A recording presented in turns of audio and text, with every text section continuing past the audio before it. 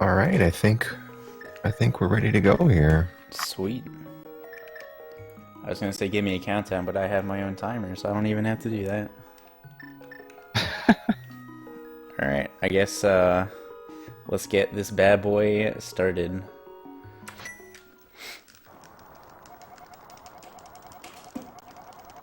Didn't even count yourself down. Nope. Alright, I just wanted to make sure the timer looked good. It does. So which one of us is going to explain the rules of reverse boss loader? You, because I have to do a clip in like the first minute, so. Alright! So the idea is there's so many bosses in the game, and you need to kill them in reverse order. But the only stipulation to that is if you're going to kill one of them, you need to enter their respective dungeon from a natural entrance. You can't enter the dungeon unloaded or from out of bounds, pretty much. If you do enter from it out of bounds, you at least need to reload the dungeon. But other than that, there's pretty much no restrictions, and you can go crazy with all the glitches in the game. It's pretty much the the early game is a lot of out of bounds and collecting items that we need to defeat Ganon and Ganon's Tower and Turtle Rock. Those are the first three obstacles that we have to get through. Pretty much everything before you get the boots. Like you need to collect items to do everything that you need to do before you get the boots. Timer is very tiny. I can make it bigger if you want. No, you're fine. You're fine. Okay. Alright.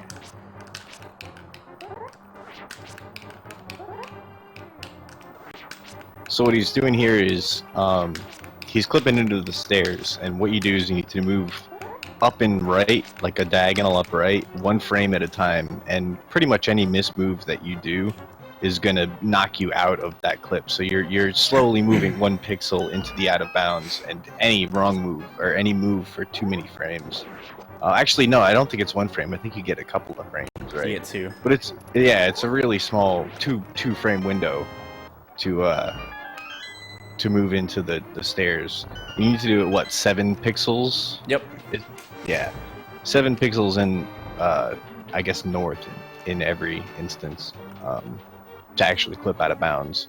And then get into a state we call exploration glitch, which I don't know if I have enough time here, even in this run, to explain exploration glitch in its entirety. But in short, it means that you're moving on a different level than the game intends Link to be on. Whether it's under a wall or under a floor, it's incredibly broken and lets you get around the entire game almost instantly. So you'll be seeing use of that throughout the entire run. So basically what I did there, since I was on the upper layer and clipping enough into the staircase allowed me to walk around the actual like railing that was blocking me from doing that in the first place, I was able to jump off the wall like it was a ledge. And then jumping off a ledge, the game, like by default, puts you on a lower layer, and so I was underneath everything. So here, I'm gonna jump off the ledge and save and quit. Since I save and quit in between layers, that also confuses the game a little bit. So I'm gonna get hit here and get put into that exact same state, just in a different way. And that glitch that he used, where he save and quit while he jumped off of a ledge, can be abused essentially from the start of the game to achieve the credits in under 3 minutes without any skill whatsoever. Like, all you need to do is be able to know how to save and quit while jumping off of a ledge and know exactly where to walk, and you can load the credits in under 3 minutes. No problem. Anybody. I even taught the Spike Vegeta how to do it, and his first attempt was a 304.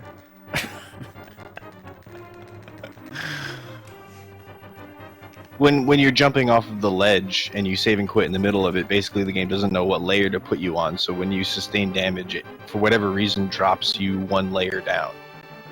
So if you're on an upper layer that has no floor beneath it, obviously, because why you can't have a floor below an upper layer unless it's like one of the bridges in Turtle Rock. I mean, not Turtle Rock, Thieves Town. Yeah.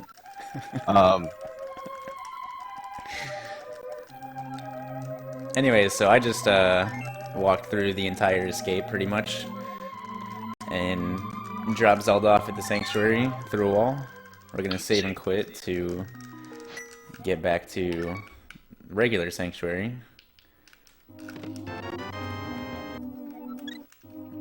Okay. Alright, so we're gonna farm a little bit of rupees here. Basically, there's a bunch of objects you can pull in the game that will release rupees when you pull them. And it uses an in-game counter for enemies killed and damage taken to determine what rupees actually come out. So I'm going to do this a couple times and manipulate it so that I get red rupees every time I pull it. Except for the first time, which I'll get blues. Shoutouts to ACMLM in the chat. He's the guy who figured out how all of this works with pulling rupees out of inanimate objects.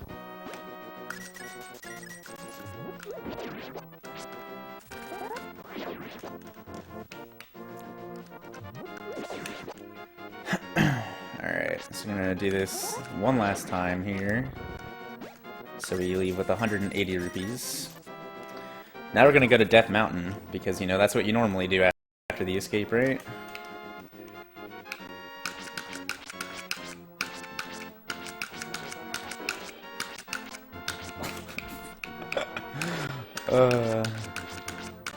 This is incredibly difficult. Alright. This is probably the hardest technique in the game. So what he's doing is he's trying to interrupt his movement by... He'll press down a diagonal direction on his D-pad, and then press B a frame later to interrupt his movement. And so the B, the sword slash, lasts like, what, 13 frames? And so he has that amount of time to release the button before Link moves again. And so he's trying to stop himself one frame every time that he swings the sword and move either diagonally or cardinally a pixel for just for one frame. It is much harder than it looks. And you can, I don't know if the controller is audible on stream. I've seen this in person. Like, everybody that knows how to do this and can do this well smashes the controller every time they're using the technique. Like, how it's done. You have to be incredibly rough with your controller, and I feel bad for Andy's controller and everyone. Oh, it's gone sword through some buffers hell. or item buffers. Alright. So yeah, pretty much, like, we have to hit the two directions, like, we have to hit the diagonal in the same frame. We can't move up before we move right, or right before we move up, or else we'll pop out. So I pretty much just smash my thumb at, like, where the diagonal is, and it works most of the time.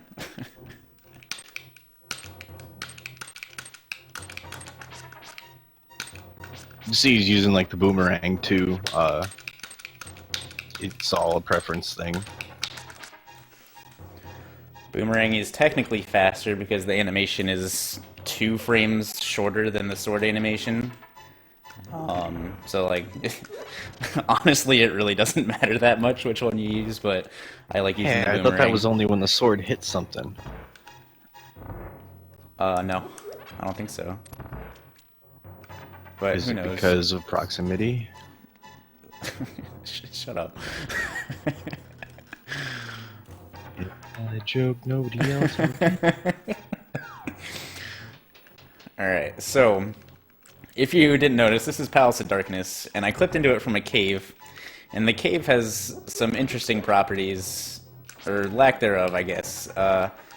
Caves don't normally have key values because there's no doors or chests that require keys to open them. So when we clip into a dungeon from a cave, and the cave properties are kept, we're allowed to open doors and chests. Yeah, they're always kept. Like, pretty much if you go to a dungeon from the EG state or via other out-of-bounds tricks, you retain the properties of the cave, and since the cave doesn't have a big key or doesn't have small keys, you can just open up whatever you want for fun. Alternatively, you can walk around on the overworld and just get absolutely destroyed by Octoroks. It's always a good idea in your speed run to get hit by as many Octoroks and Octorok projectiles as possible. definitely a good idea. Alright. But actually, really good job of the Moldarm Cave. That's a lot of luck right there, just where they move and stuff. And If one of quite them a had good hit job me, with that, so I made would up for have. the Octorok nest. If one of them Yeah. hits you, 90% of the time you're falling in the pit, and it's 2 hearts of damage, so I would have died. But we're good. Yeah, you fall in, you're dead at that point. Whoa! Wowza, dude! Alright, we're good. We're good. Everything there does like a heart damage. We're good. So what he did just now was he hopped into the water, and he hopped in on a pixel Oh god. that screen transitions him if he holds right. So if he didn't hold right, if he held like up or something, he wouldn't screen transition. But if he holds right, I'm getting he that screen out of here. transitions, and the game doesn't check. This is kind of like a treacherous part as well. Alright. But anyway, fake flippers. So if you jump into the water when you're screen transitioning and you hold the direction through the screen changes, and the game doesn't have time to check if you have flippers or not, and it just continues to let you swim. It's like, oh, you screen transitioned in the water? Alright, you must have flippers. So that's what happened there. So then he goes through the whirlpool there, right? And from there he can swim all the way to flippers, but if you end up like popping out onto land, then you have to walk the rest of the way. Has Sean Cass recovered from purgatory? Yes. Apparently, Unfortunately, because no. I cut 130, baby. So yeah, normally you're supposed to swim all the way to the flippers, but I didn't go through that whirlpool correctly, so I just said, nope, see you later, and just took it safe. Because if I get hit while I'm in the fake flippers glitch swimming state, I will soft lock. And I don't want that to happen. Alright, so now you're gonna see me come to Death Mountain a lot. Pretty much, Death Mountain is a big ol' hub of clipping out of bounds and getting to places that I want to be. So instead of going to Palace of Darkness through this cave, I'm gonna come into this cave and we're gonna go to Thieves Town. because that's normal. For whatever reason, the first cave brings you to Palace of Darkness, and the second one brings you to Thieves Town.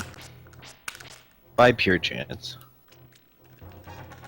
It's basically the reason that all of this is even possible is because the game pretty much has the overworld map, and then it has everything else on a map.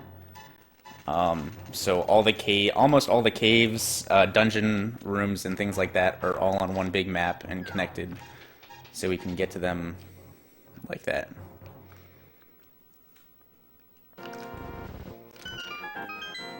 So I leave and come back to reload the dungeon correctly.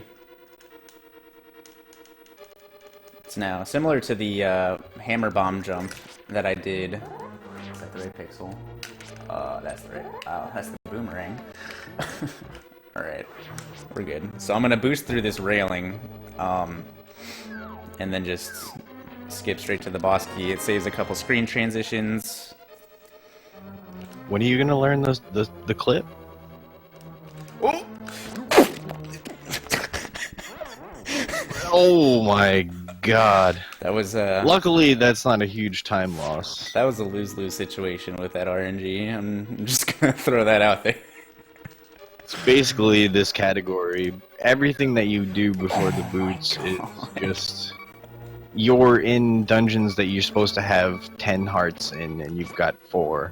And you don't have any items, and it's just horrible. But luckily, like, the geography of this dungeon, that death was really quite harmless compared to other ones that can happen in this category. Quite harmless is like the biggest understatement you've ever heard.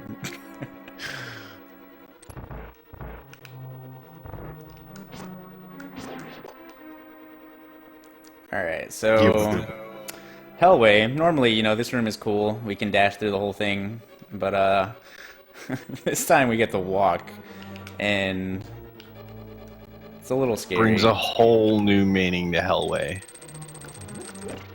Oh, I did that badly, but whatever.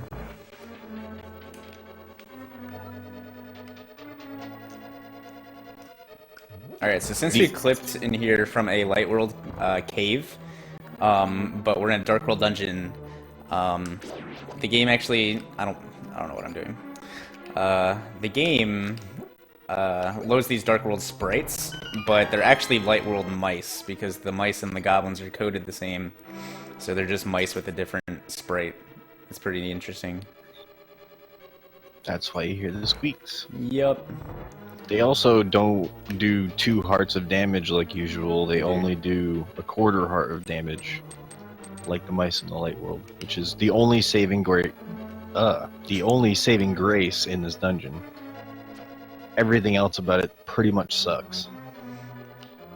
And bombs are very important in this run, so I like to get as many quick extra bombs as I can early. Why did you walk so far? Absolutely.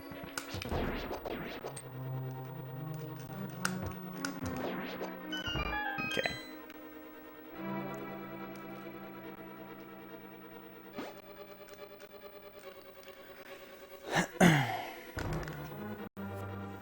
Alright. So, I have 2 hearts. So let's do this room fast, because why not? Oh god. I might have made a terrible mistake. Yeah, any of these red horse heads can just blat you. Blat blat. Oh my goodness. We're good. We're fine. Everything's fine. There were muscles that clenched on me during the last few moments of my life as I watched this video. Yo, before the tile fell, optimal room. Yeah, that's actually hard to do. Oh.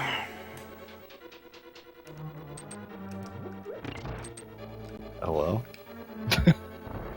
I just scooted my chair up. Okay.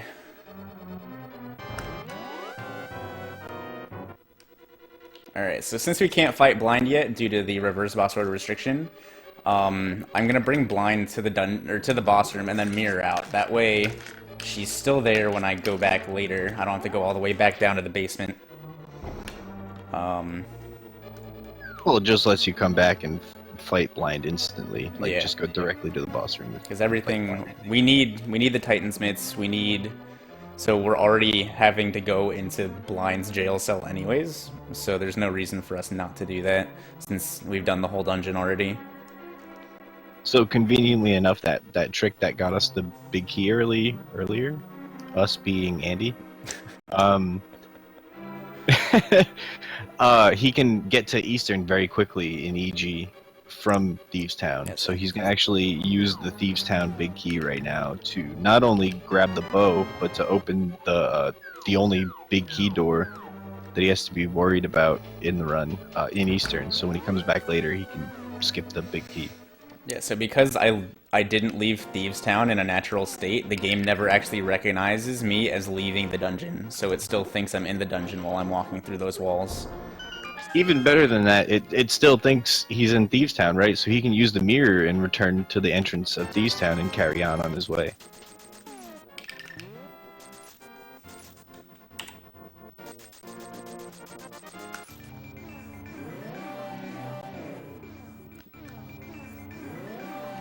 I keep forgetting to split.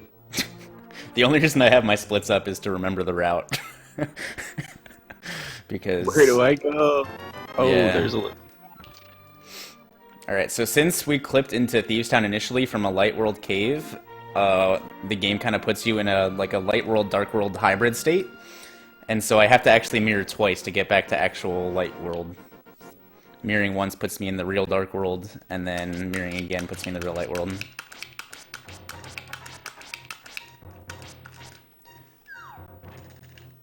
Okay. So Andy does all these clips with the sword or the boomerang or something, where he's moving one frame at a time diagonally to... Well, how that works, essentially, I guess, while he's going to collect the Cane of Samaria, is he's avoiding all the collision detection until the right moment. So he knows exactly where he needs to reenact the collision detection to force him somewhere that he wants to be. whether it's in EG or it's into another dungeon from a cave or from another dungeon, wherever it may be, going through a wall. But so what he did right there is he went from a cave into Misery Mire. So now he, again, like we mentioned before, doesn't need big keys or keys since he's in a cave state, and he can just walk right through Misery Mire, open up any door he wants, collect the Cane of Samaria, and not only is he going to do that, he's going to go from Misery Mire to the Tower of Hera, collect the Moon Pearl, and go from there to Swamp Palace and get the hook shot. That slug is scary because it does 4 hearts of damage. So whenever it doesn't just completely peace out of my way, I get really scared.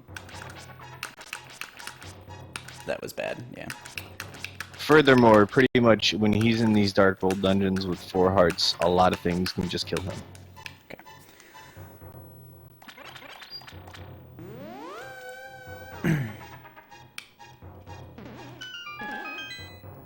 Alright, so there I clipped from Misery Mire into the Tower of Hera fairy room, but since I'm still in a cave state, the cave state carries over to Tower of Hera as well, so I can use that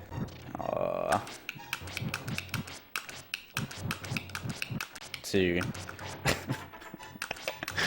As long as you don't go back to the overworld and then re-enter the dungeon to reload it, you're still carrying that same state that you were originally in before you started clipping. So if you start from a cave, no matter where you go, you still have that cave state. Caves have no big keys, have no small keys. You can open up all the doors. Open up all the chests. And then I do the clip again to put myself in Swamp Palace. And we're gonna get the hook shot.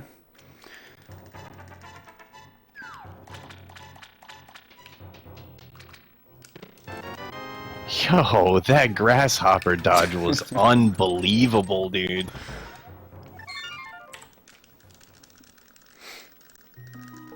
Alright. Water Strider, whatever you want to call it. Screw those things. Those things are stupid. They're horrible. They're horrible. Alright. What terrible enemies. So now we're gonna go get the Fire Rod. And the Fire Rod is actually one of the last items we need before we can go kill Ganon. First, we're gonna go pick up the Flute. The Flute is not necessary, but it is much faster to get the Flute than to not get the Flute. Alright, that screen is that's like one of the worst screens in the entire run in terms of it just killing Those guys you that because it drop wants bombs, they're just awful. They can get right in your way, and you can't, even if you swing your sword and try and move them out of the way, they always end up getting you if they want to get in your way. to. Yeah. The only like real And bad they thing, can like kill you. They can just combo you to death. yeah, the bombs do 2 hearts of damage, and since we have to lift up a big rock, if they bomb us during the lifting animation, the rock doesn't get lifted up. So they could just like, you know, hover around the rock and be like, no, I'm not letting you pick this up. You're just gonna die. And it'll happen. Go back to Lynn's house and try again.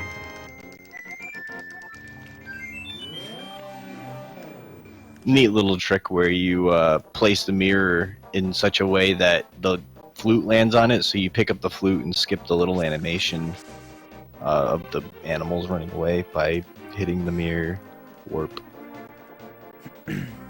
Pretty much takes priority over the cutscene. Alright. I slashed that bush because that bush is a 50-50 heart drop, so it's one of the quicker ones on this route. Or this walking route, I mean, so... It's Not just super so necessary, easy but- to die before the boots. It's so easy to die before the boots. Yeah. Or not have what you need.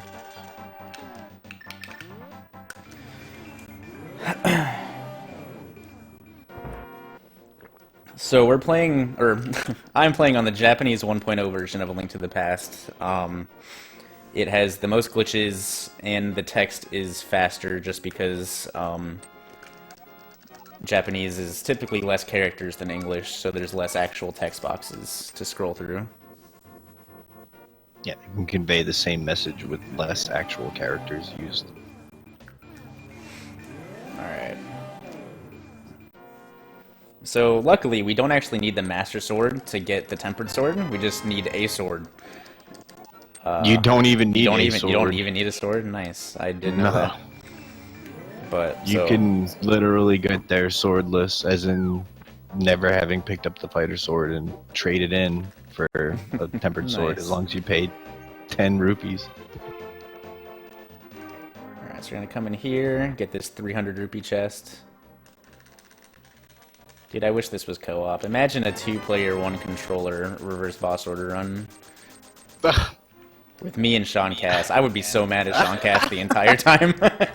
I would have to do the buttons, dude. I couldn't do the D-pad. Are you kidding me? That's too hard.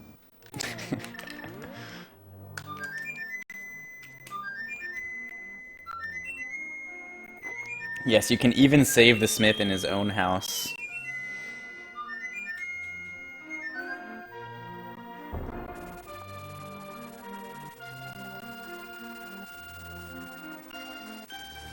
But yeah, as far as like 1.0 to like 1.1 or 1.2 goes, there's not like a huge difference between all of them. You can perform this run, you can perform RBO on a 1.1 or 1.2 console, or not console, cartridge, but there's a couple of things you can't do. That's all it is. It's just a little bit slower. Oh man. Oh man. Alright, so now that I have my 2 potions that I need, they're not used in this speedrun at all, it's clearly because I'm scared and I just want potions to feel comfortable about myself. We're gonna head to Skull Woods. And so, do you wanna start explaining, some Blue Mario Block IDA? stuff? No. Oh yeah, right. Okay, so I don't know. Alright. Like, all I pretty much know is how to do Okay, it. yeah. And So what basically, happens when you do it. normally you're not allowed to take objects that you hold above your head into doorways, but there's a way around that. And so what I'm gonna do is get hit. I'm gonna put this cane of Samaria block here and go in the doorway, pick it up, wrap myself into the screen above without actually transitioning, and that's gonna actually change the code values in the room below. So normally that chest is a compass, but I made it a big key, and normally a useless room to the right is now the big key, or the big chest room. And I can get the fire rod nice and easy. I'm gonna kill him because he's scary. Now that we're here, we can blue wide. Oh, no. I can't believe you just explained all that and did all that so quickly. What the heck, dude? Okay. There's quite a bit of stuff you have to do there that's not straightforward that he just did all in a row. But so he used the blue potion in the same frame that he transitioned through that specific door. It's not entirely too specific, but yeah, in this instance, it is very specific to where he travels when he calls up the flute menu in that situation.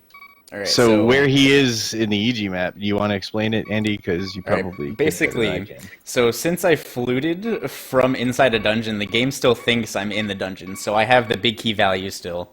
And basically, I'm just walking around to different dungeons, most importantly, Palace of Darkness and Ganon's Tower, and I'm using the fact that I have the Skull Woods big key to open up other big key doors. That's bad. Yeah, that's not good. No, No, it's all over, man. I think I can fix it, if I remember correctly. Okay, good luck.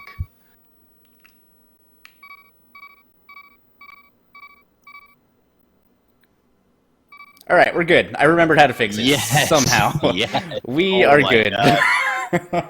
So, Unbelievable. except I'm stuck in nothing.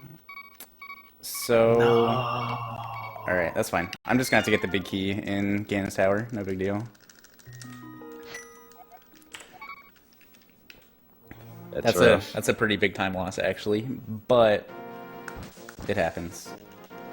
That's what I get for talking. I could have just like reset and redone that whole segment, but that wouldn't be worth it. That would be probably the same amount of time loss. Anyways, so now we're gonna go fight Ganon. We're fighting our first boss about 30 minutes in.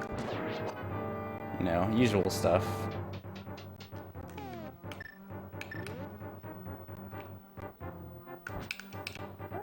This is another use a potion through the door transition, but in this instance, the red potion screen transitions him a certain distance, and that happens to put him near this gourd, what a giant pot thing, and all of these pot things have like a programmed entrance, in that you fall into them, they take you somewhere.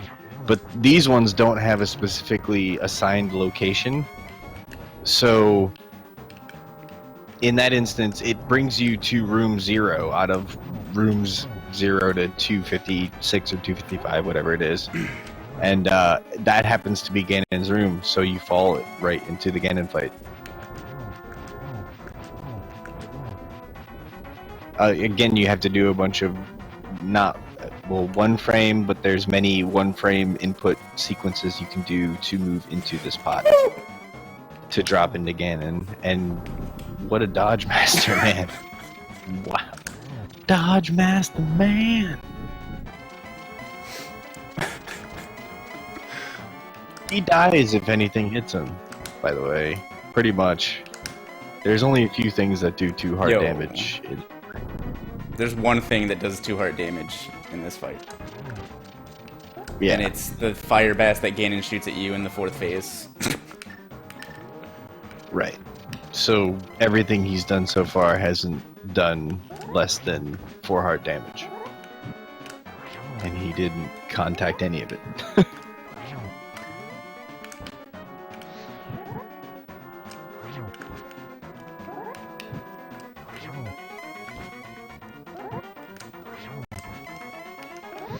Oh, that was bad. Oh, still got it though.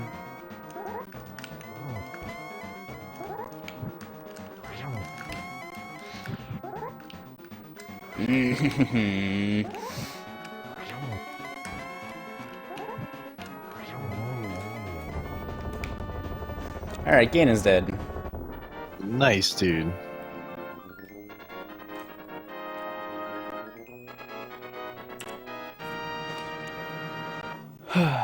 Okay.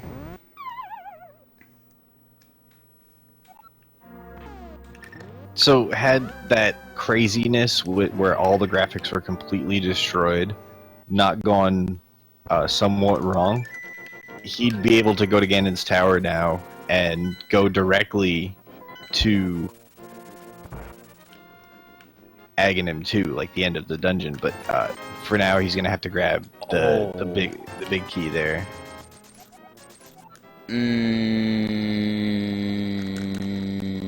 What? I could have done the backup,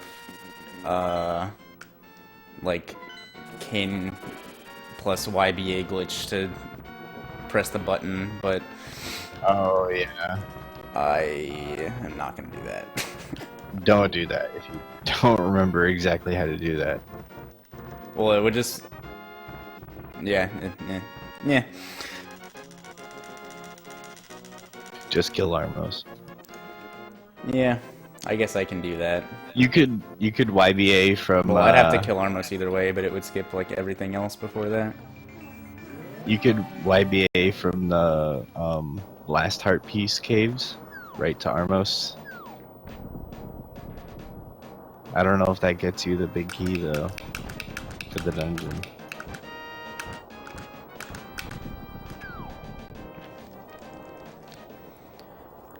Okay. So we gotta go downstairs, unfortunately, because I'm bad. But it'll be interesting. Doing Ganon's Tower with, 4 hearts, no boots, green tunic, you don't see that all the time. This is not scripted.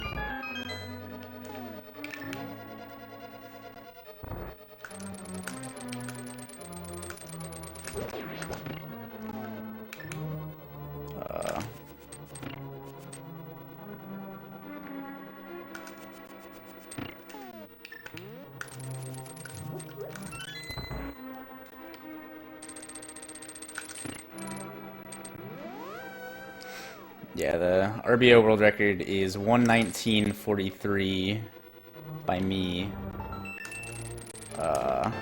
It's improvable. I think like a good reverse boss order time would be probably a 1:16 or a 1:15. But it's it's a very, very difficult category to play at a consistently high level for an hour and 15, 16 minutes. Alright. Yep, we're going in here. I don't have boots. You could have gotten damaged through. Well, then I would have had to walk across invisible paths. Yep.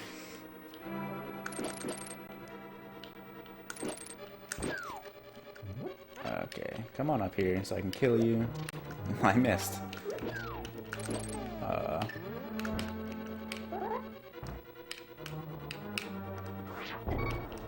Okay. Backup strats are scary, man. Kind of a blind freestyled bomb jump.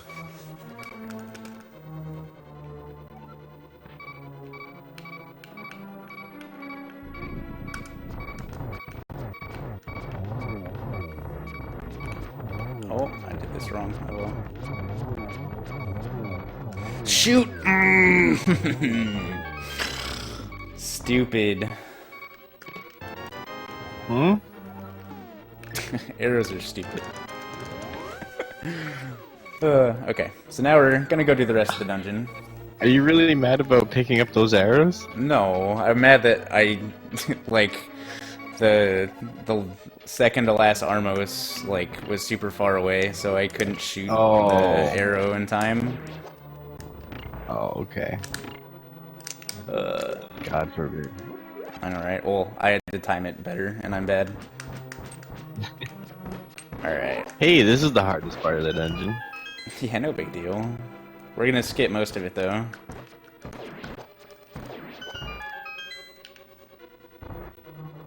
So another neat feature of using potions while you go through doors and dungeons is some of the green and red potions have, or not some of them, but they have unique abilities through some doors, is more what I'm saying. So he's going to end up using a green potion through one of the doors up here. And that's going to screen wrap him over the underworld map to much later in the dungeon, and it's gonna pretty much skip a vast majority of this upper part of Ganon's Tower.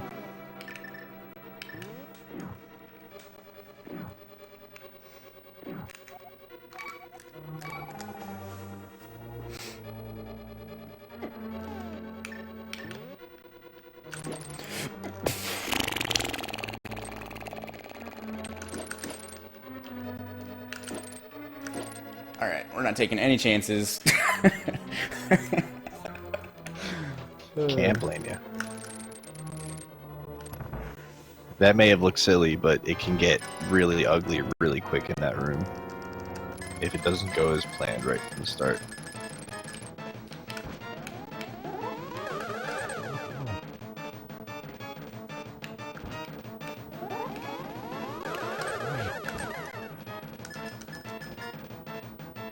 So if you thought like that green potion use was crazy, wait until we add sword spin to it. Just wait.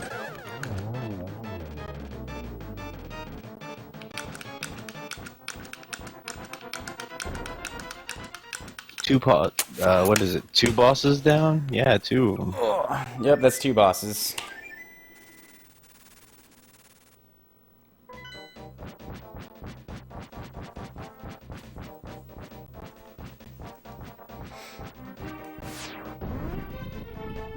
Alright, so now I need the ice rod, and then we can go fight Trinex.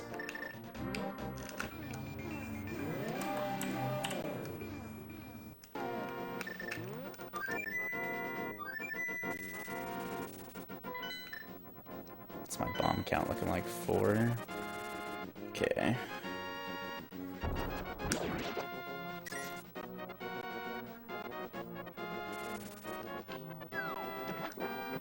Shoutouts to swimming to the ice rod. Didn't know you could dodge the bird.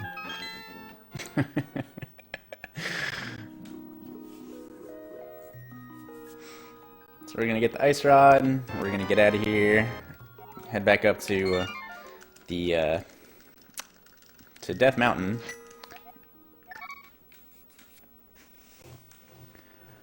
Okay, we're gonna do another clip. This is probably my favorite clip. It's also one of like the most difficult ones in terms of actually executing it quickly and well. It's the most extensive. Yes. So normally when I've been clipping into like the base of a wall, and I've only had to move up, like to the spot where I want to reenact the collision detection, a couple pixels. But this one is a little longer than that for the correct teleport. Yeah, you have to move within the out of bounds without reenacting the damage collision quite far. I couldn't tell you how many pixels it is, but it's more than a single digit.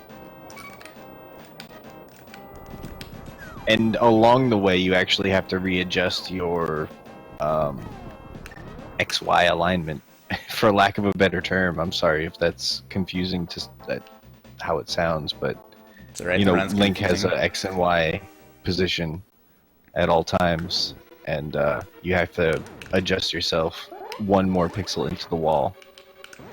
Oh my god. There we go. And that doesn't work on every single pixel that you're within the out of bounds of the wall. Alright, so I'm making the big key come into the big chest, no big deal.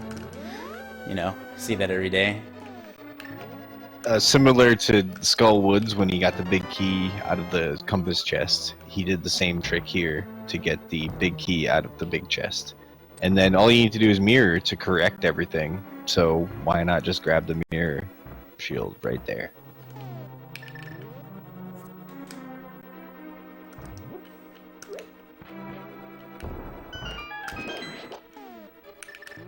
Somebody said, you know, how do people find this stuff? Everybody knows the answer to that. It's just stuff happens if you either look for it or even if you're not looking for it. But main people who have found stuff for this are a Japanese guy named Yuzuhara, and then Super Scooge really has done a lot of the pioneering recently. And then what is it, Scavi on YouTube? There's a guy on YouTube that like kind of brought some of the most recent advancements in this category. Yeah.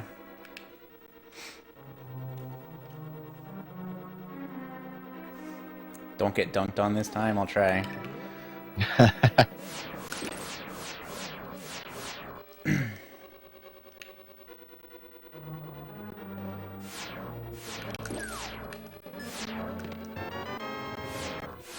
Yeah, so when we use potions going through door transitions or screen transitions or anything like that, it's called YBA. And that's literally like a play on words from RBA, like the Ocarina of Time, using bottles to do crazy stuff. With this, we pretty much need to use potions, but it's named after, like, it's just called Yuzuhara Bottle Adventure, so we shortened to YBA. Never forget the ice rod. So he's going to kill, yeah, don't forget the ice rod, oh my god. But he's going to kill Trinix here, and once he does that, that's going to let him do the main thing that makes this category work. I guess, I mean, I might as well start explaining it now, right? Yeah, go for it.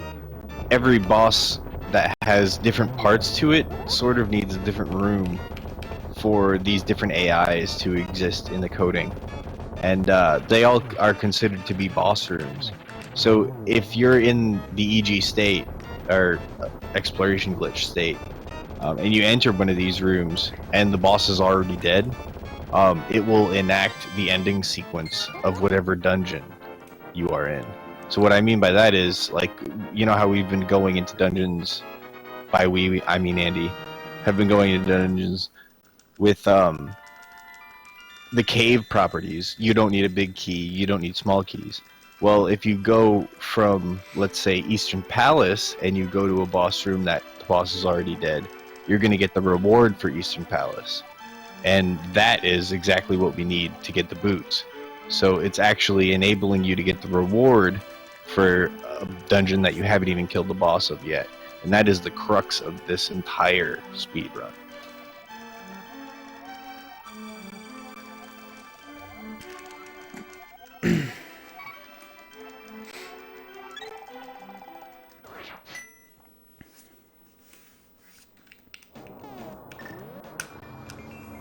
Okay, so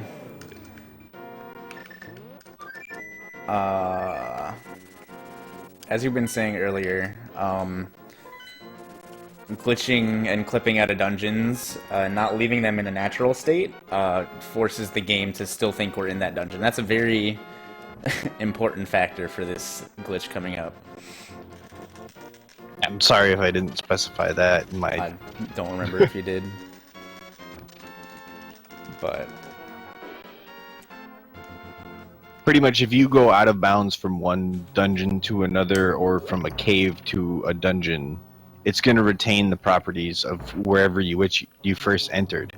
So if you enter from a cave and then clip to a dungeon, you still have the cave properties.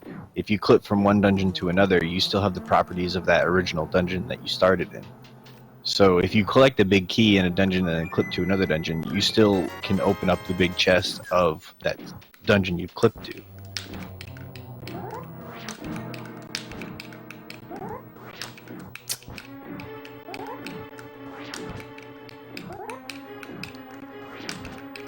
And there's plenty of ways to get to different places in the game that don't even happen in speedruns, that are actually useless, but you can... oh my So again, he's doing the stair clip, and I, as far as I'm concerned, this is the hardest technique to master in the game. It is the most grueling to perform and actually save time with. I'm pretty sure, like, of anyone that's run RBO, I'm the only one that's done any stair clips, because they're that stupid. I don't know if Zelda learned them or not, but I think he said they were stupid and stopped. Before Yuzuhara got his hands on the 90% category, using that glitch was the main way to reduce your time for pure 90%. And there was only a couple people that did it, and even they talked about it then, how terrible it was. But in any case, so how I was talking about, if you enter a dungeon,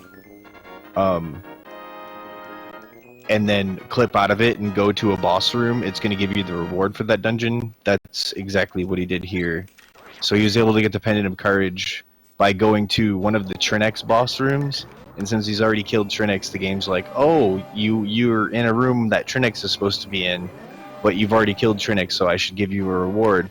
But you're actually in Eastern Palace, so I need to give you the reward for Eastern Palace. And there, the pendant drops. And since he's got that now, he can get the boots, which lets him run, which is awesome because we want to go fast. Boots are also required for us to get into the next dungeon in a natural state. There's no other way around it. So before Scooge actually figured out how that works, this run was thought to be impossible by many people. Many people being everybody. In the Link to the Past community, yeah. And everyone who cared figured it was impossible.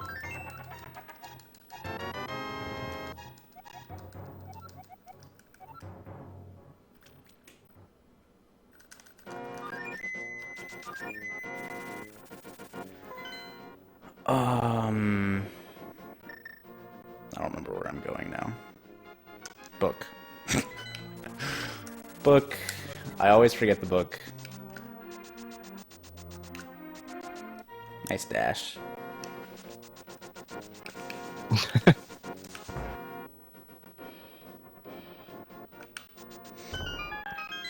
There's another way now? Oh my god. That's ridiculous. I also haven't kept up with this game in months, so I don't know anything about anything anymore.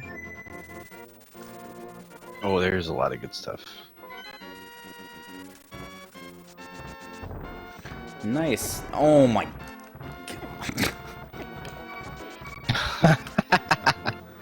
Alright. Dead rock. Cool. What a good enemy.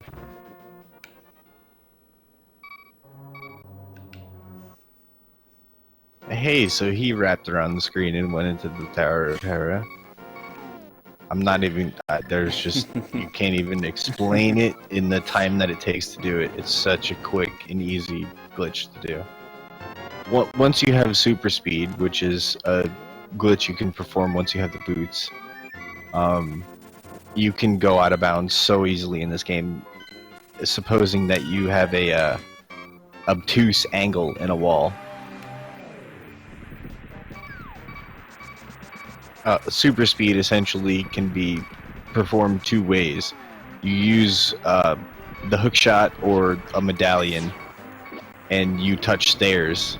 You use the hook shot and the or medallion and the boots on the same frame, Y and A, on the same exact frame, and then you touch a set of stairs that don't like automatically bring you up and down them, and you end up being able to walk at running speed. That's the whole glitch. And because of that, you get to pass through a lot of collision detection and perform a lot of glitches or out-of-bounds clips much easier.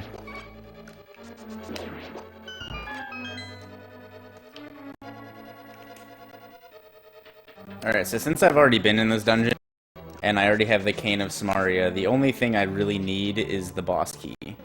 We do need the boss key to get into the boss room, so I have to come back over here and do that. That might not be a thing for too much longer. There is a YBA in Meyer to unlock Meyer's big key door and Turtle Rock's big key door. Nice. It's in the works. You can thank Brahmin Meat for that one.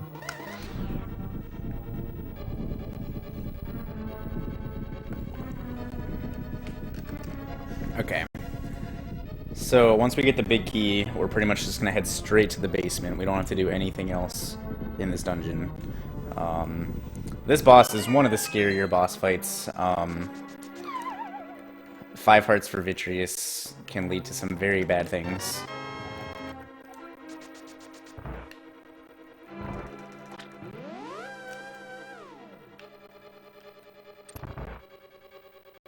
Supposing you were to take a handicap and clip into the gold sword and silver arrows, it makes this boss pretty much trivial.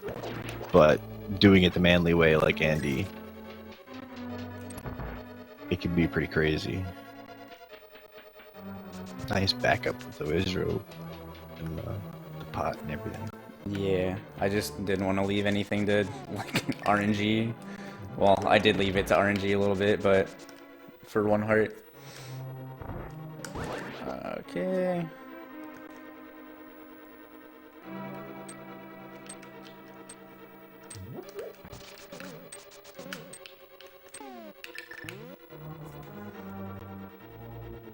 It really is ACMLM.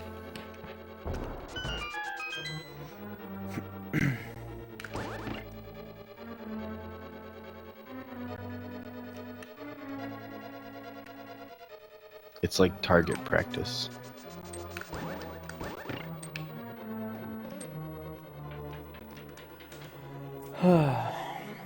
Okay.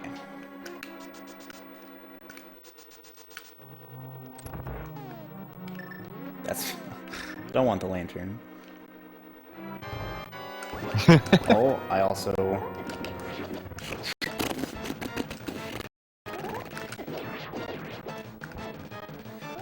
Oh my goodness.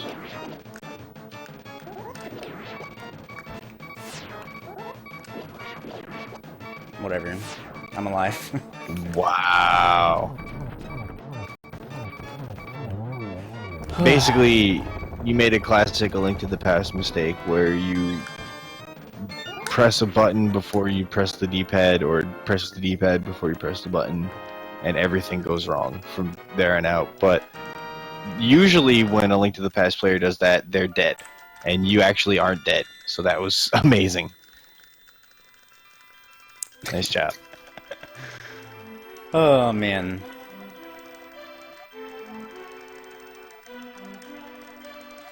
Yo, the Godfather himself.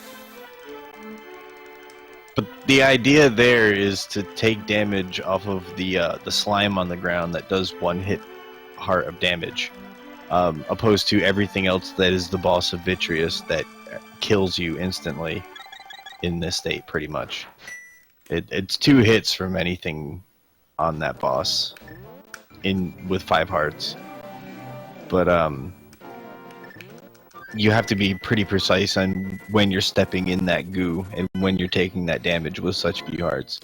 The No Major Glitches run does the same, and it's almost in the same situation, but it's actually easier because it has way more hearts, and it's still tough to do under those circumstances, never mind with less. But off we go to Ice Palace, right? And right away we start with one of those clips. The same way that he got to the hammer, he's going to do a very similar style, or at least technique, of clipping the wall. And that skips him through the first quarter of the dungeon, first third of the dungeon. How much would you say? Yeah, probably like a third.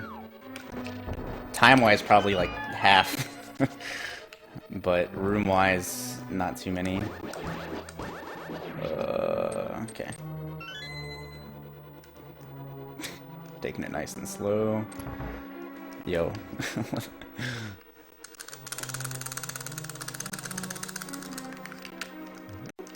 Okay, I didn't expect you to do that. I don't know if that's because you're just low on bombs or because you're just crazy. Okay, so what he just performed was the technique called the hover, and it's really not as difficult as it looks or sounds, but what you have to do is, if you press the boots the frame that you enter a pit, it overwrites the protocol in the game to make you fall down the hole. It's like a priority over the hole. And so if you release and repress the boots for 1 frame each, you can float over the hole. And that's essentially what he just did. For no reason. He could have just used a bomb jump to get across that, but he decided to hover it. And did it no problem. I should have just like hovered over that hole for fun. It is the roll and deep hover.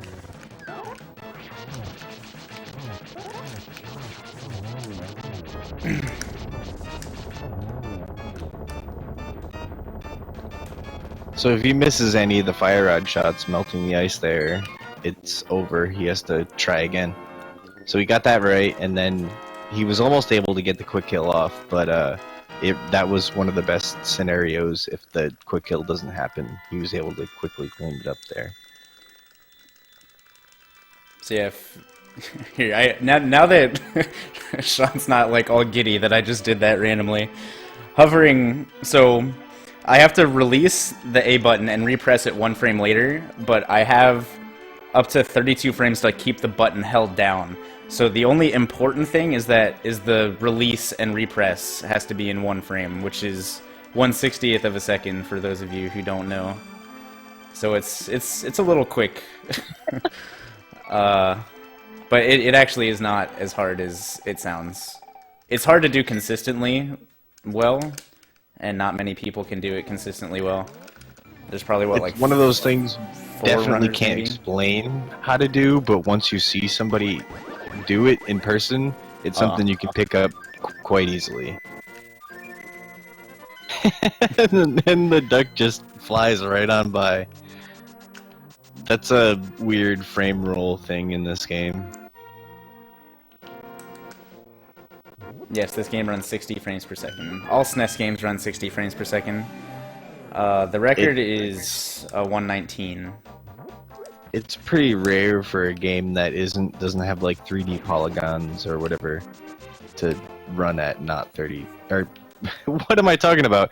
It's pretty rare for a game that doesn't have polygons to not run at 60 frames per second. Alright, so now that we're here, we've done all of this dungeon. Blind is already in the boss room, so we just have to go to the boss room and kill her. So this is a pretty quick dungeon. The fight is not as routine as it normally is because she's already in here. So we make do as best we can. Blind's interesting because it doesn't matter what you hit blind with. As long as you don't die. No. Okay. Okay. You did it. This is honestly like the time loss to get the mirror shield is probably about 3 seconds, and it probably saves about that much in this fight. Just because you don't have to be as careful about dodging the fireballs to keep sword beams.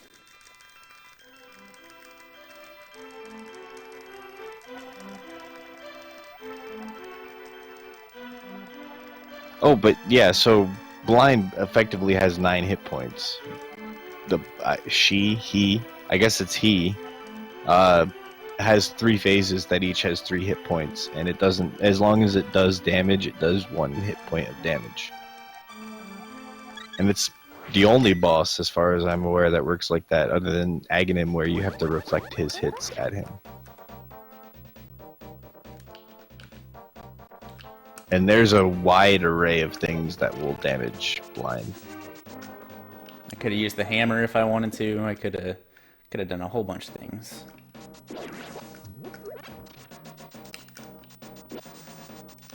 Oops.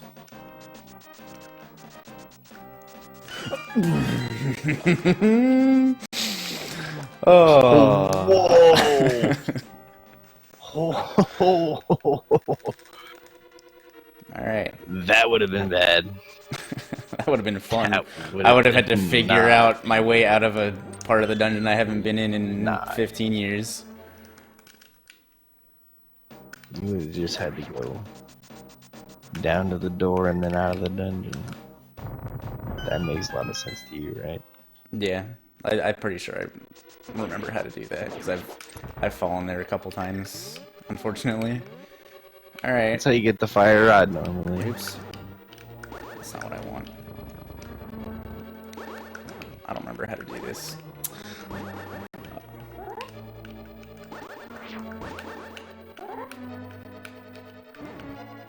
Gotta show it off though, so you gotta figure it out quickly. Here we go. I transitioned early. Uh-oh. That's fine. Go away, Fire Snake. What did I just say? It ate my block. Go away! Oh my god. Alright, it's going away. It's worth it to show this off.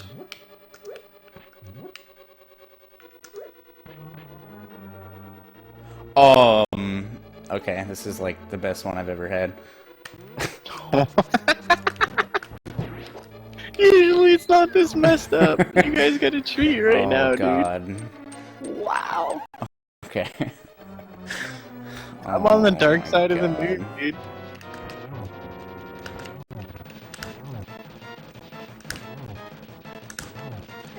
Oh my god. 33. I can't. 33, 33. Shout outs to Murray. Just let me kill you. 33, dude.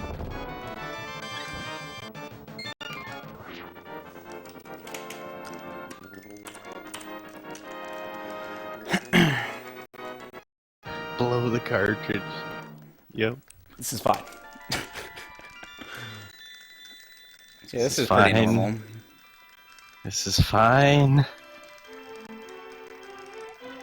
And if you thought this was good, the next dungeon is gonna be something else. Yo, shoutouts to Glub. I actually hung out with that dude years ago.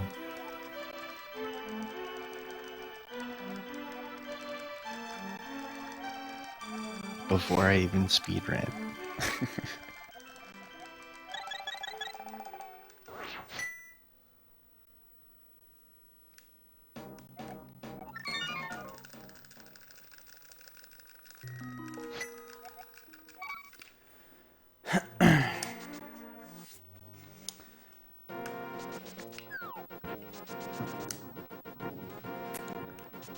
Alright.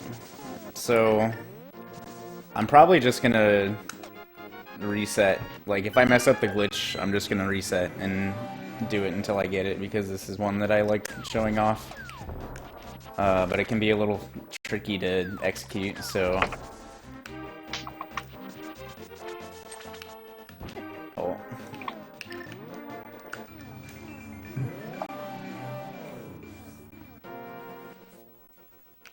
But hopefully I'll get it first try. If you thought those graphics were messed up, you are in for a treat. Is that gonna work? Yeah. Did you just talk about erasing the block? Did I miss that? No, I didn't. You can talk about that. So when you push a block and you're in a non-dungeon area, there's no blocks in the overworld, so it's only like the underworld areas that aren't dungeons that have blocks. When you push them and press the mirror at the same time while they're moving, they just disappear. And there's a weird side effect of that. You bonk in the wall, like you bonk onto the wall, and you don't move back the right way. Like the knockback is all messed up. I don't understand it, but that's what happens. Do you know anything about that, Andy? Like No. the knockback after you mirror? It's weird.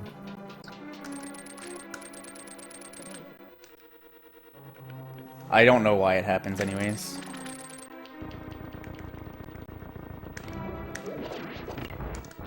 Oh yeah, Andy. Oh, what's up? Since we're running a little bit ahead of schedule, would you like to do some extra cool stuff? Show us some cool stuff in this game for about 5 minutes after the run's over? Sure. Okay, cool. Thank you, because there's still, like, I think maybe there's still some setup going on. Yo, okay, so we're fighting Argus. We, being Andy, is fighting Argus right now. This is the boss of Swamp Palace. Give me the last puff. Okay, we're good. And like, look at what's happening right now. There's plenty more we could show off after. Come on, man, we could think of plenty of stuff. LSD blind.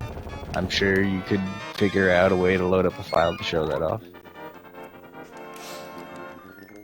So, what do you got to do after now the fact that you've used a potion through a door, and when you use the potion, you released a spin attack, and that's what got you to the boss room, right?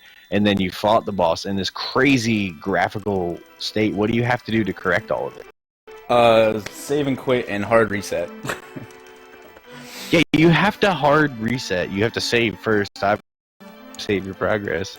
Yeah. So you have to hard reset the game. okay, so just to fix this. a little more specifics. So normally, for the YBAs that are screen wrappy, normally when you do it, it transitions you 4 screens in whatever direction you're doing.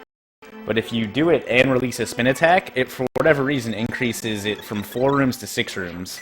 But then it also has various side effects such as this. What do I have out? Okay. A major part of doing like this glitch is knowing where you are in your items menu, because you see that when you bring it up. So you kind of need to know exactly how many buttons you need to push left, up, down, right, whatever it is. That comes into play fighting Argus or anything like that. We're gonna get the dark red heart piece and the light red heart piece from the potion shop. Alright, we're good. He could have actually save and quit before this, but it's what, second slower to do that and be able to see what you're doing there. Alright, so up next is Helmasaur. So we're gonna come to Death Mountain. We're gonna clip. It's a little faster to do this than it is to just warp to 5 and go through the Dark World teleport there. Because I also don't need the 110 rupees to let Kiki open the dungeon for me, because that's a pretty long cutscene, actually. So part of that whole super speed thing is while you're traveling up the stairs themselves that enact your super speed and make you be able to walk at dash speed. If you have your sword out while your sword charge out while you're doing this, like using the hookshot or something, you actually climb incredibly fast doing? up those stairs. And it's worth it for even the spin attack after while you're standing in place, letting go of that spin attack to actually climb up those stairs with that speed. Okay.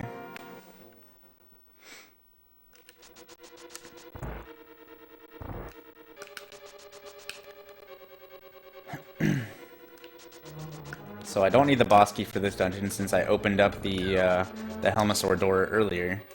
So I'm just gonna go straight to the basement. I'm gonna pick up this key just in case. Yeah, normally you get to just go directly to the boss, but... Wait, don't... Oh, you were able to open the door here, right? Yeah. I just got the key just in case I mess up the bottle stuff because I need a key for the basement. Right, right. Blech.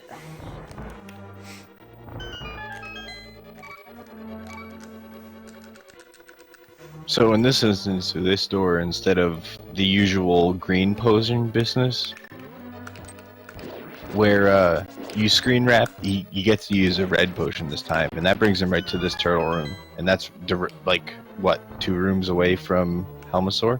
Yeah. That also, the biggest part of that is it skips the wall moving cutscene from shooting the statue. That saves quite a solid amount of time. I think it saves like 25 seconds over doing it normally. Right, there's the stairway downstairs that you have to shoot a statue with an arrow, move the wall. That takes forever. Nice. Nice. He's not! Oh my god. Oh! Whoa. Shout outs to Helmasaur. What a fight! He got super aggro on me. But we're good. We're alive. That was just a really unfortunate case of when Helmasaur decided to charge and when you demasked him and stuff like that. When he decided to attack. Alright, so up next is AGM1.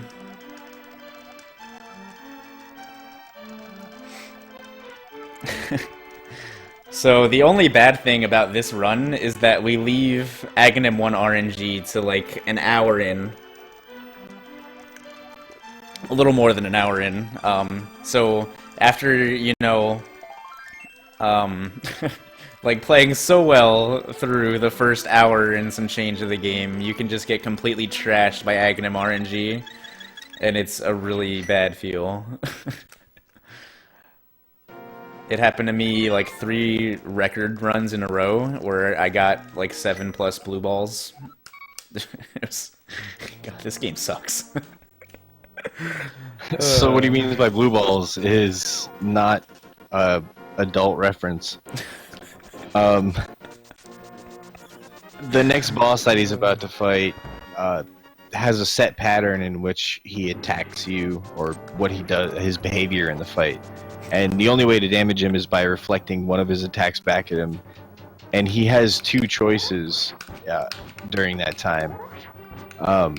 Basically, he takes 5 turns at a time and then repeats those 5 turns. On the first turn, he always shoots the attack that you can reflect back at him to damage him.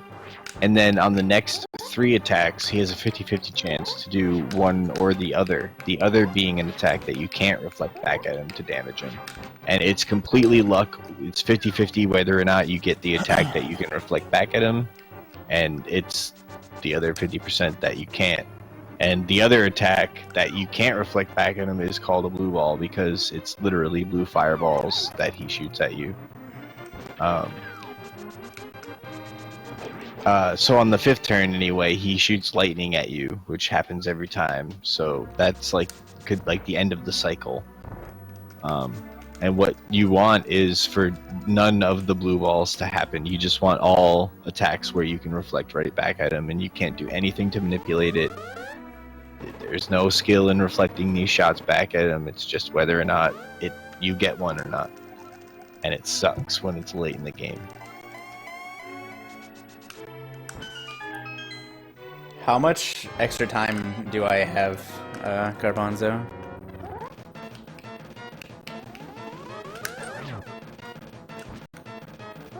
Oh, he muted. Alright. Because if I have enough time, I could just do like a defeat Ganon run. Yeah, defeat 'Cause that Ganon would be cool.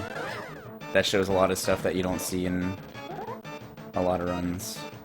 I don't know if you have that much time, but it would be cool.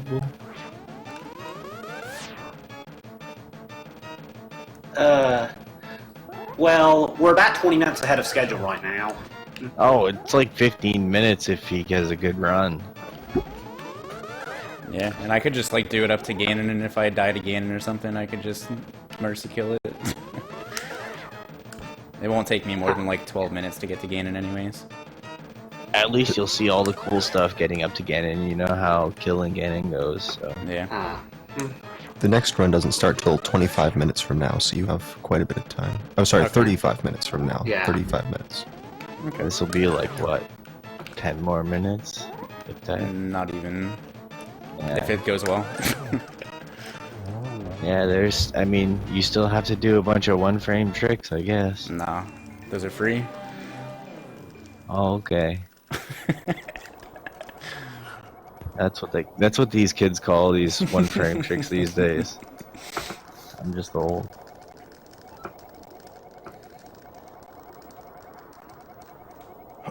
Someone should link the Purgatory video in chat. No, please. For all I like don't. 1900 of you in the chat, or however many it is. I will kill you. I'm a different man. I've overcome those days.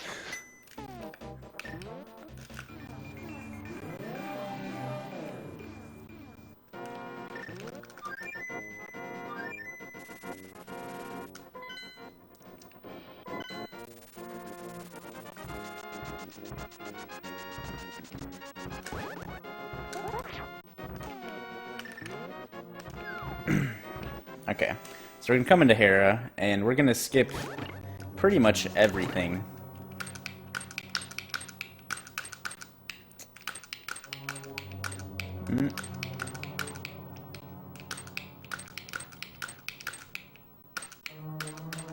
Oh my gosh.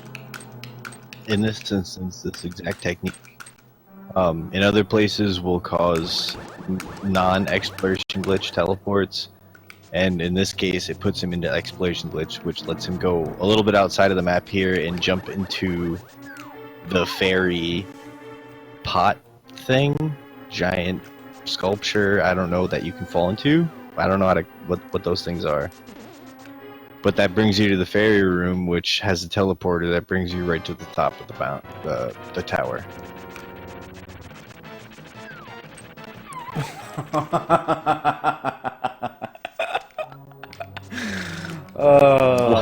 What a video game. Oh man. Where's the to link a specific video?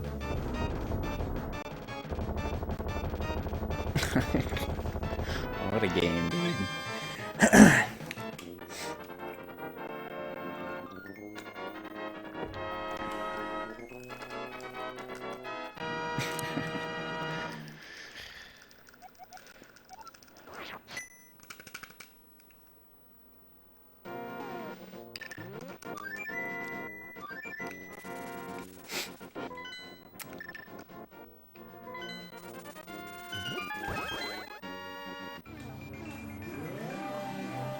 You'll never win a match sort of late race like that. Truer words have never been spoken. Alright, so since we already have access to the Mire area in the Dark World, we're just going to come here and go to the Light World, and we're going to gain access to the second part of Desert. So normally, you know, we haven't been into Desert really yet, so we don't have the boss key, but that shouldn't be a big issue. Hey, remember Argus, the Swamp Palace boss? Well, instead of a red potion this time, it's going to be a green potion, and it's going to be quite similar. Remember Murray 33?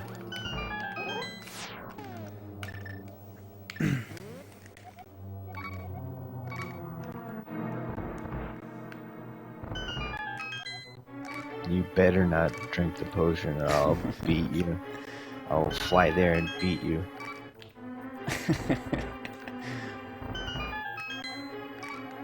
With my hands.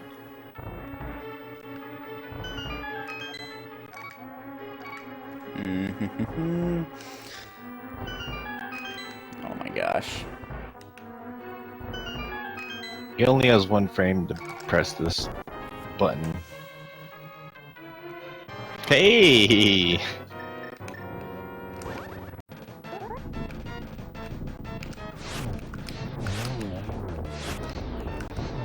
So he's got to fight these 3 worms like this. Bullshit. Alright, whatever. That was really bad, but it works. Theoretically, if you get that trick first try through that door, it does save quite a bit of time. It's like 20 seconds or something. Yeah, my favorite boss, Glitched Worm, and Glitched Worm 2 and 3. Alright, so we're gonna save and quit.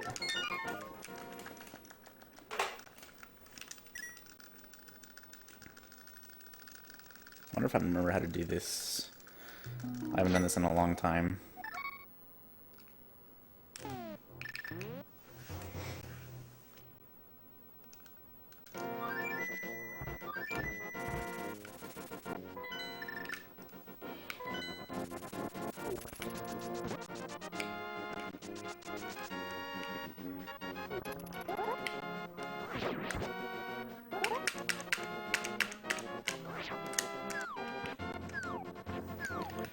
Alright.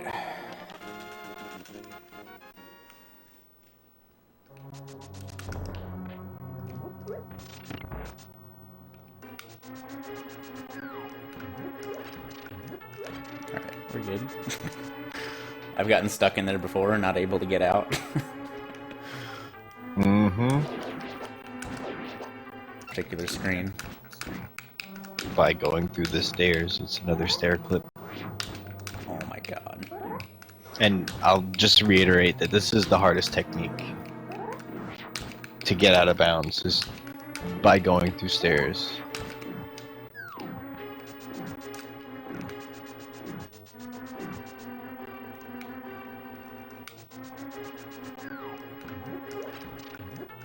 Alright, we're good. I've gotten stuck in there before and not able to get out.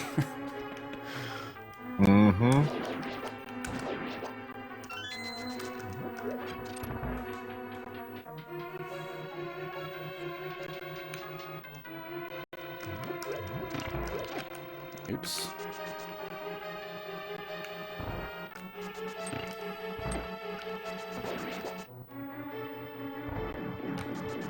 And just like take a moment to realize that he's doing Eastern Palace with the Tempered Sword and 13 Hearts and all this equipment. Just let that soak in for a second, because that's my favorite part about this category. Like, after the fact, like nothing about like the execution in it, just like the glory of it is you're doing Eastern Palace with 13 Hearts and crazy equipment, Mirror Shield, all these weapons. It's great.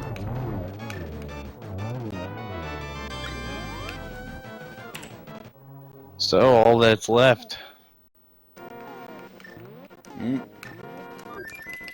If you're gonna end the run anyway in a reverse boss order, you have to get the Triforce, right? You killed Ganon at the very beginning, but you dropped off the side. Well, who says we need to fight Ganon again to get to the Triforce, right?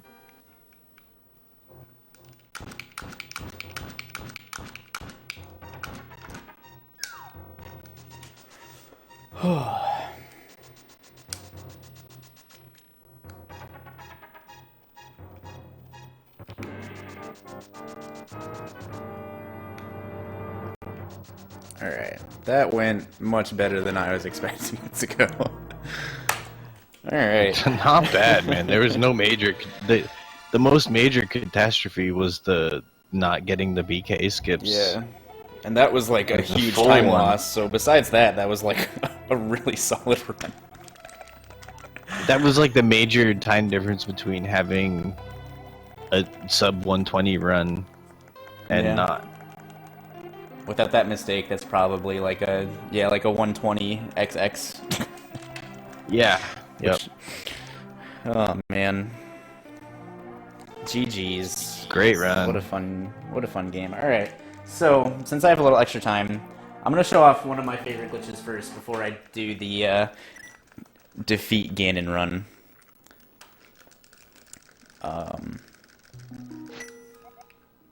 Wait, what do you want to show off? You'll see. Let's. I'll see. What do you mean? I'll see.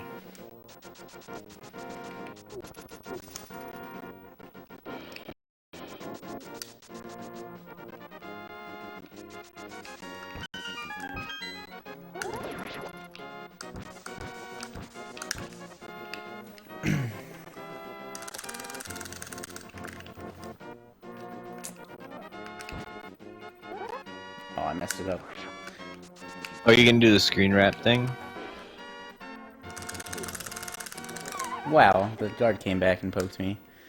Unbelievable. Alright. Am I showing off EG? No.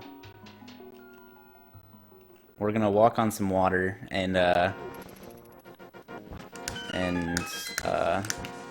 send Link to space. Because that's fun. Yeah. Okay. That's a good one.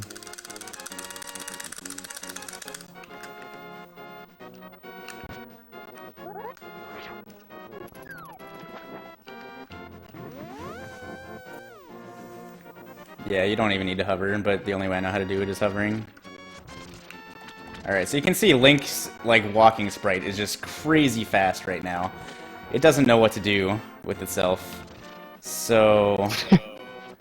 we're gonna come over here. Oh, it knows exactly what it's doing. Alright, so you can see these two walls are pretty close together. And when I walk into anything, I'm gonna bonk into it like that. So we're just gonna send Link to space real quick. No big deal. There's no way for me to get out of this now. I'm stuck in an infinite.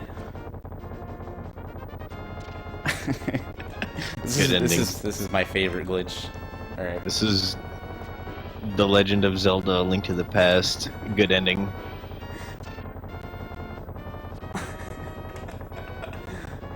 Alright, so let's And just... you can even do this a number of ways, like put on a infinite magic code and then do this between two cactuses with the cane of Berna.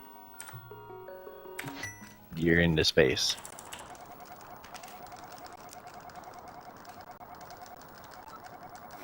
Alright, so with what little time I have left, they can tell me to stop whenever they want me to stop, but I'm going to show off as much as I can of this defeat Ganon run.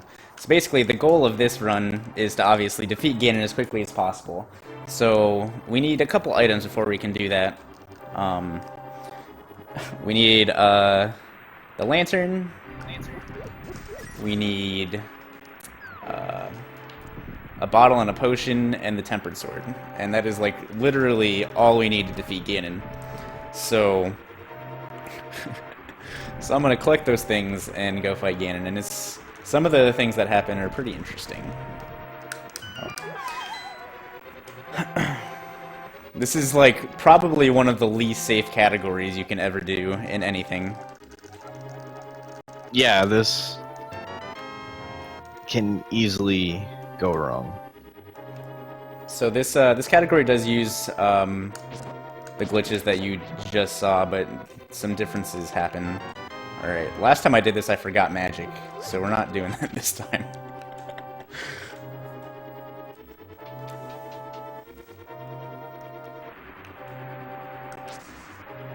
So I have to make sure to not get hit.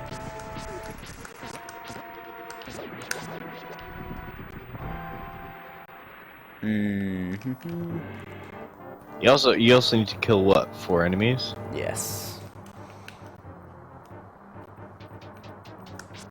And why is that again? I actually don't remember. to get red rupees later. Ah, right, you need money. That's based on the same thing earlier in the RBO run where he was pulling the tree and getting anything from blue rupees to red rupees. It's based on the number of enemies you kill in between the time that you pull that object, and not just how many enemies you kill, but if you take damage or not. Alright, so you're gonna see a little bit more of me just walking through... where am I? There I am. Okay, we're good. Walking through EG, which Yes. is this is really showing the strength of EG exploration glitch. So, the objective that I'm going for right now is I need to see the Armos room. For whatever reason, when I get the mirror, seeing the Armos room prevents it from soft locking. So, the old man gives you the mirror normally, and he walks up into his cave, you know, normal stuff. But if you haven't seen Armos yet, when he does that, he just walks up into nothingness forever. Doesn't stop. And technically, like, you just did a run where you have loaded Armos and other bosses. I hard reset. You could have done No, this. I hard Oh, that's reset. right. You hard reset. Yeah. That's true. Had he done any other like run where you would normally fight Armos, he could have done the speed run and not have to load Armos. But I guess what it's a standard for this run to load Armos because No, it's not. Oh. In a marathon Okay. setting, it always is because we don't normally have a preloaded. Oh, Armos. right. You have to be really precise with your movements, I guess, to not load stuff. Yeah, that as well. So I see Armos there, and when I screen transition, you know, they turn into a bunch of like block switches. You know, no big deal. All right, so here we are in this cave, with some interesting textures. So we're gonna go to Death Mountain, and for whatever reason, I honestly have no idea why, it gives us the little Lost Woods overlay there. Alright, so we're gonna get the old man here.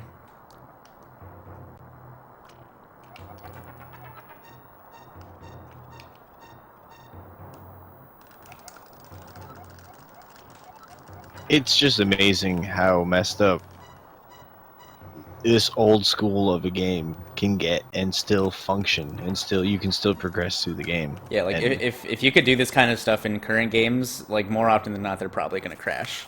But like when they're developing these games, they have to like make it so well that it can still run under very, very harsh conditions. it's crazy. All So right. that's been found. Like you can, I could understand when the regular out of bounds clips were found by Yuzahara, where you just go through a wall to the next room on the EG map, and everything stays intact. But once like the potion stuff came around, that's just absolutely out of this world. Alright, so normal Death Mountain, you know, lava flowing down the screen and Lionel rocks falling from the sky. Nothing unusual here. Lava everywhere. Lava oatmeal.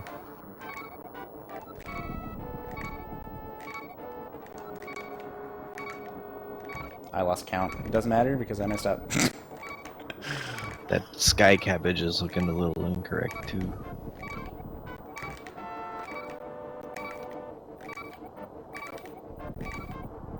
It's just amazing what this game functions under. It's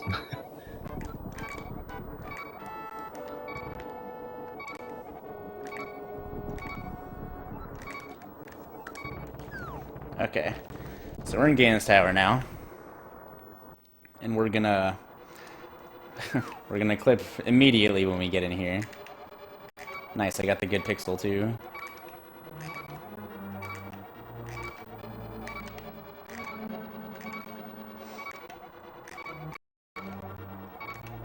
similar to before when he was using the sword or the boomerang or something to move one frame at a time. He's using the select button this time, and that's actually way way easier than using the sword or the boomerang or something else to buffer your movements 1 frame at a time. But that's pretty much your only option when you're a bunny, other than actually just pressing the buttons for 1 frame. I disagree, but I'm also weird. Yeah, there's a way larger majority of people who can perform the select buffering method much more easily than any other method.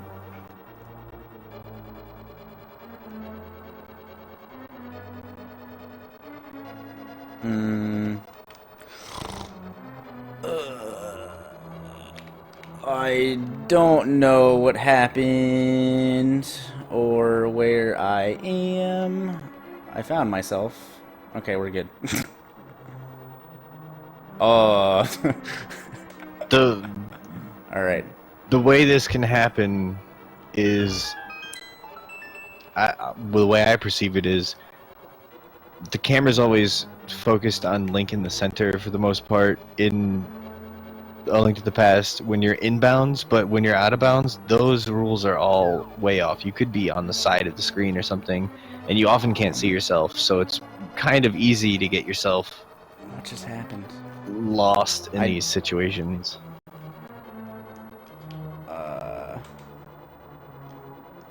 I'm absolutely positive you're not supposed to be here, so maybe you should Same. hop back to the last save or something. No, Is that too long? I think I'm fine. I've gotten out of this before somehow, but I don't remember how.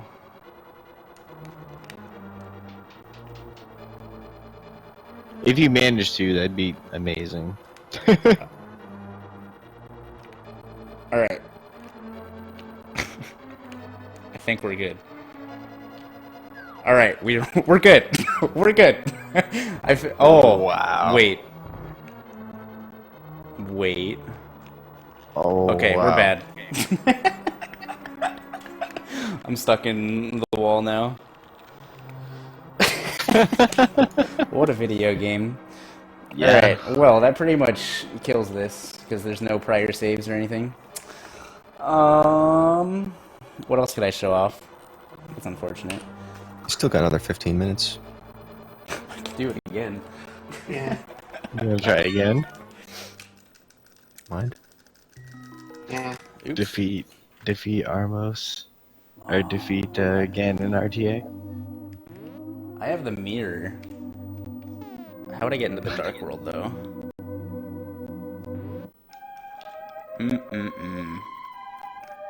This is like post-escape, right? Yeah. Well, you might as well go from here, right?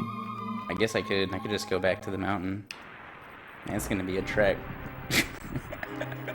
You can just do... Oh, it's... Oh... It... I have to get Wait into a the minute, Dark it's World still somehow. raining. Yeah. It's... Wait a minute, it's... You have to finish escape. No, I don't.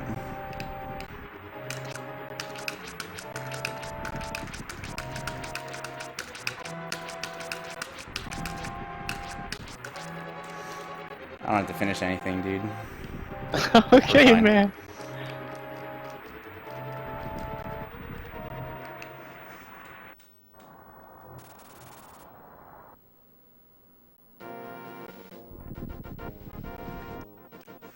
We're just back here again. No big deal. Oh, okay.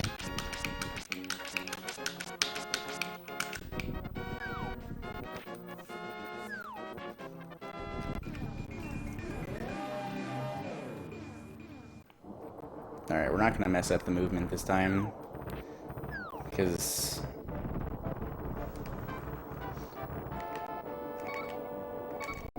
At least you get to see the Lionels falling down the hill again. The incredibly amazing Lionels. Superb. Just spectacular.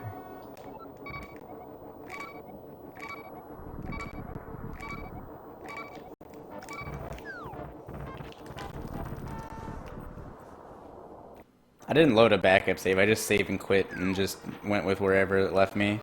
So, luckily, it was still recoverable.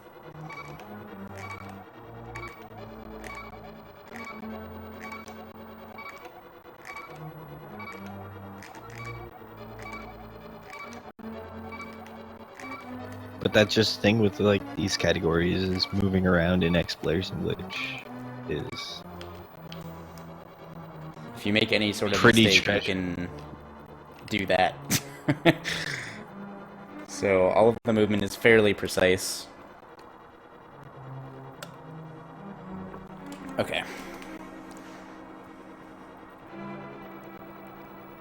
It's a lot of incredibly lenient movement, and then moments or regions where you screen transition where it's really important where you are.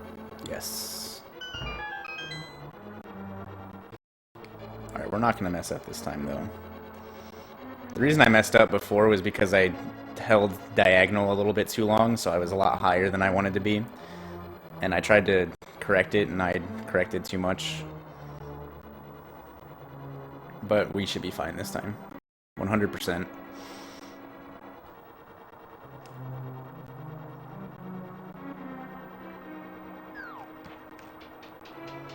Alright. We're good. Okay, so now we're gonna come into the smith's house, and there's just gonna be a hopping green tunic in here. No big deal. We're gonna talk to him. He's gonna turn into the smith's helper. We're gonna... I don't remember exactly. Oh, right. Right. I remember what we do now. When was the last time you ran this category? I don't even know. It's been a while. I'm gonna pull this and get some red rupees.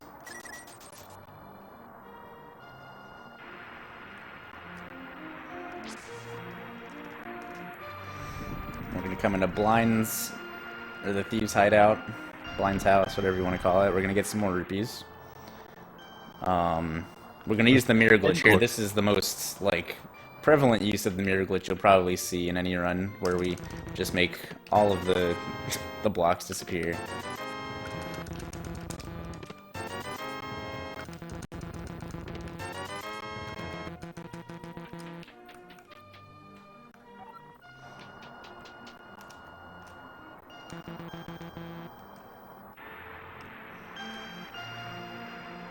Alright, so we're gonna come down here, we're gonna get a bottle and a potion. Then we're gonna go get the tempered sword. Then we'll be heading to Ganon.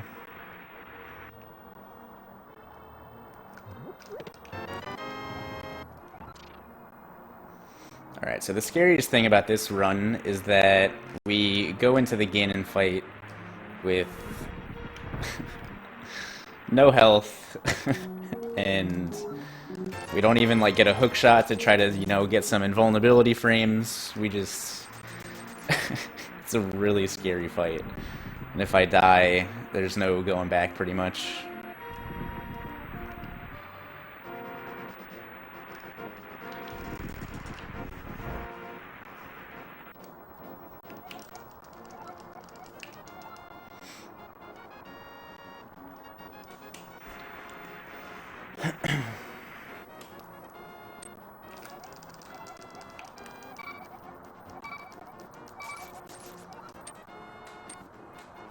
But the rest of this run is pretty stuff you've just witnessed in the reverse boss order run.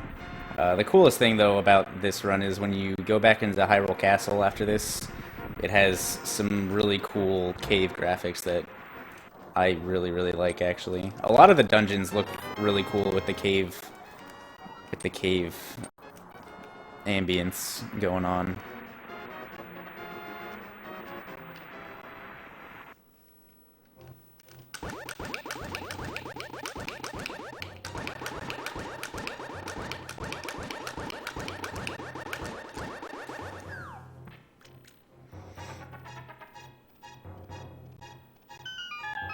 You can't actually kill Ganon with the Master Sword. It is very difficult, but it would take us a while to get the Master Sword, so...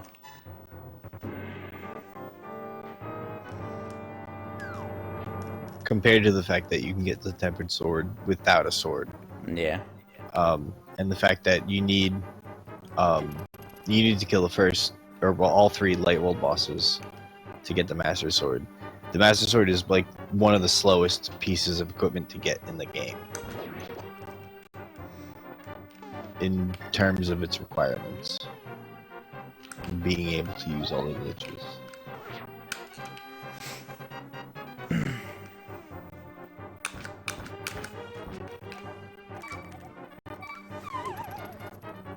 Okay.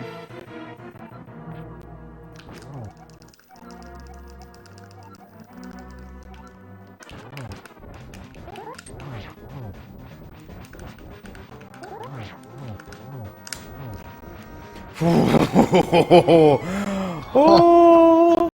Oh! If he got hit by that trident, he was dead. Alright. So normally top right is like one of the best RNGs to get if you don't get a one cycle first phase, but we don't have any way to get out of the fire circle without just being like, I'm just gonna run through it while it's opening and closing. So I have to take the safe way. And off-screen fire bats are the scariest thing, because you have no idea where they're coming from or what angle they're coming. You just know that they're coming somewhere. It's like a scary movie.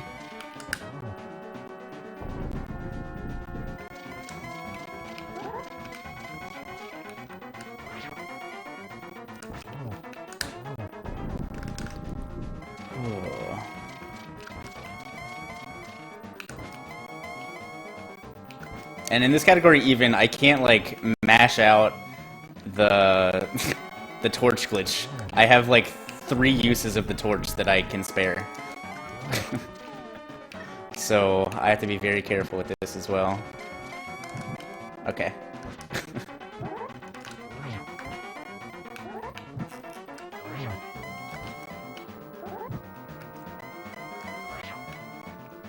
Usually this final phase of Ganon is pretty stress-free, but because of the magic constraint, you actually have to do this incredibly well without the fire rod.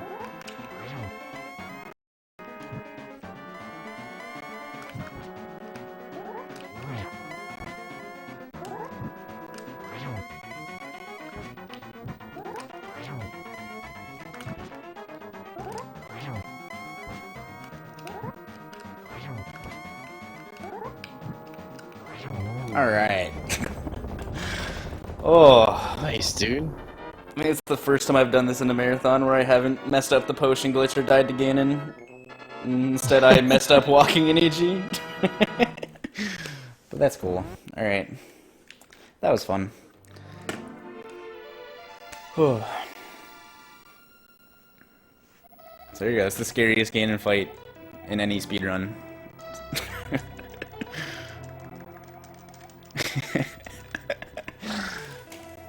Yeah, thank you all for watching. Thanks for having me on.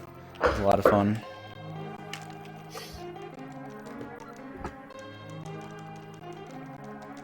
Plenty more amazing Super Nintendo classics to come. Yeah, we got plenty of Super Nintendo games coming all week. Stream will be up 24/7 for the next long time. Forever, dude. I think it's like This is the longest 8 days marathon or ever. something ridiculous like that. No, So- I don't think that's actually. But It's a long time. Be sure to follow so what you an can awesome thing. look at the schedule. Make sure not to miss your favorite games. Thanks for watching, everybody.